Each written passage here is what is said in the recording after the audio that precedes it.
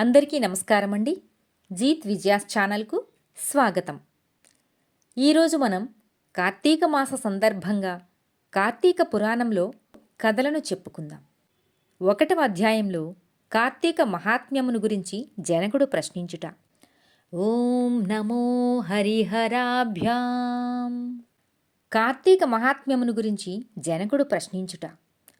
శ్రీమద్ అఖిలాండకోటి బ్రహ్మాండమందలి ఆర్యావర్తమందు నైమిషారణ్యంలో శౌనకాది మహామునులతో ఒక ఆశ్రమము నిర్మించుకొని సకల పురాణములు పుణ్యచరిత్రలు వారికి వినిపించుచు సూతమహాముని కాలం గడుపుచుండెను.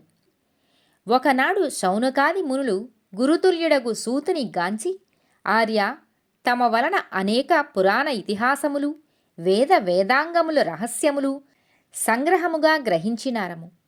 కార్తీక మాస మహాత్మ్యమును కూడా వివరించి దాని ఫలమును తెలపవలనని కోరుకుంటున్నాం. కావున తమరు ఆ వ్రతమును వివరించవలసినది అని కోరిరి. అంత ఆ సూత మహర్షి, ఓ మునిపుంగవులారా, ఒకప్పుడు ఇదే కోరికను నారదుడు సృష్టికర్తయగు బ్రహ్మను కోరుకొనగా బ్రహ్మదేవుడు అతనికి, విష్ణుమూర్తి లక్ష్మీదేవికి, సాంబశివుడు పార్వతీదేవికి తెలియచేసిన విధముగా ఆ గాథను వినిపించెదను. అట్టి పురాణ కథను మీకు తెలియచేయుదును.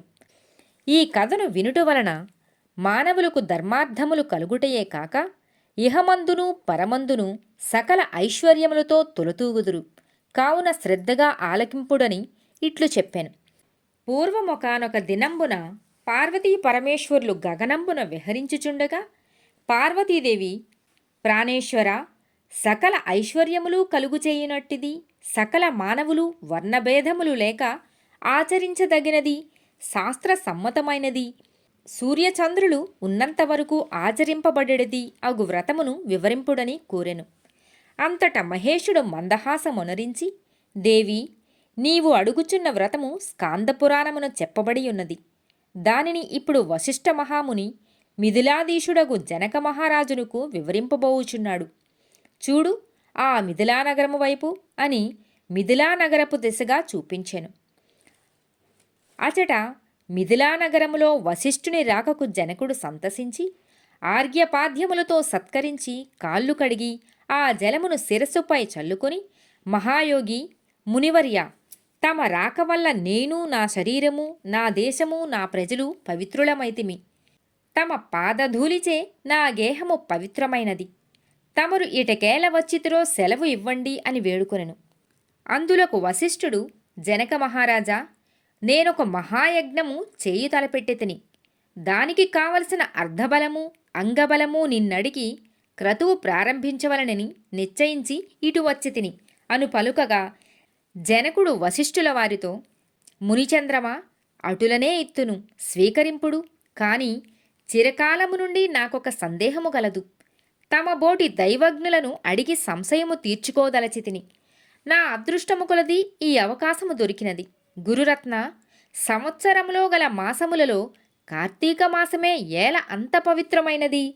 ఆ కార్తీక మాసము గొప్పతనమేమి అను సంశయము నాకు చాలా కాలం నుండి ఉన్నది. కావున తాము కార్తీక మహాత్మ్యమును గురించి వివరించవలసినది అని ప్రార్థించాను. వశిష్ఠ మహాముని చిరునవ్వు నవ్వి, రాజా, తప్పక నీ సంశయము తీర్చగలను. నేను చెప్పబోవు వ్రతకథ సకల మానవులను ఆచరించదగినదే, సకల పాపహరమైనది అయి ఉంది.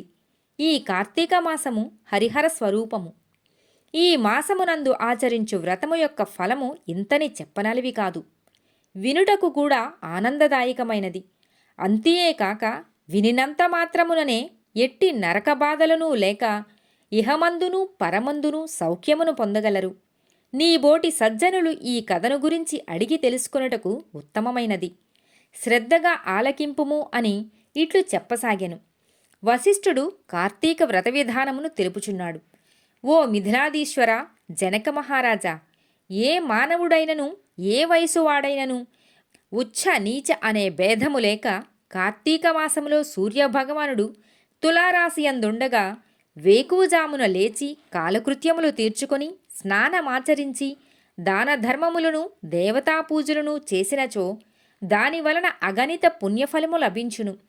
కార్తీక మాస ప్రారంభము నుండియూ ఇట్లు చేయుచు విష్ణు సహస్రనామార్చన, శివలింగార్చన ఆచరించుచూ ఉండవలను.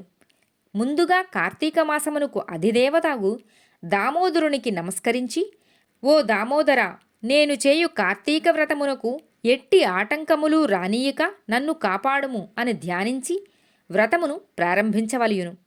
కార్తీక స్నాన విధానము.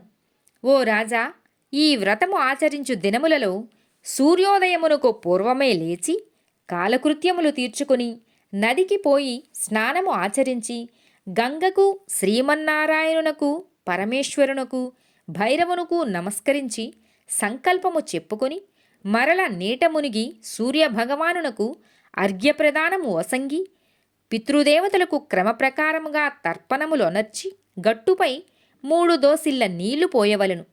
ఈ కార్తీక మాసంలో పుణ్యనదులైన గంగా, గోదావరి, కృష్ణ, కావేరి, తుంగభద్ర, యమున మున్నగు నదులలో ఏ ఒక్క నదిలోనైనను స్నానము ఆచరించిన ఎడల గొప్ప ఫలము కలుగును.